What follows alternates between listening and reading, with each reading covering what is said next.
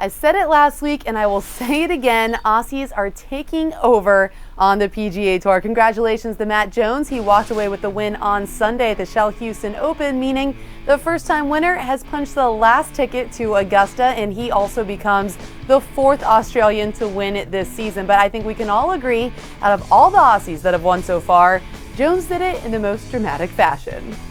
Matt was chasing down Kuchar that is, all day, but all hope looked lost when Jones found himself down by 2 with a 46-footer for birdie on the last. Well, he made that, meaning all Kuchar had to do was par the final hole and victory was his. Unbelievable. Are you kidding? That did not happen, so we found ourselves in a playoff where Jones one-upped himself and went from a birdie bomb to a chip-in birdie for the win. And speaking of chip-ins, how about this one from the greatest of all time, Michael Jordan?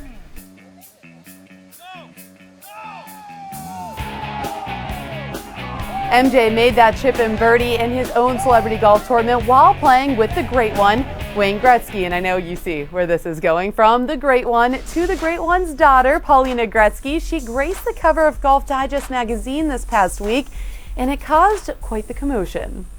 The spread was undeniably beautiful, but it also brought out some strong opinions. GQ called it the sexiest Golf Digest cover ever, while others had more of a problem with it, including LPGA commish Mike Wan. Wan had this to say: "Growing the game means a need for more role models, and in these exciting times for women's golf, the LPGA is overflowing with them."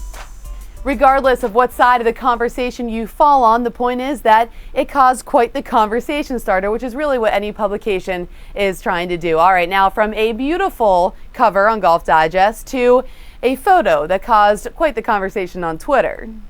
Jim Furyk was participating in a member guest in Jacksonville, Florida, when, according to Web.com tour player Aaron Price, he refused an emergency 9 at the end of the day and immediately had to pay the price. Tough crowd.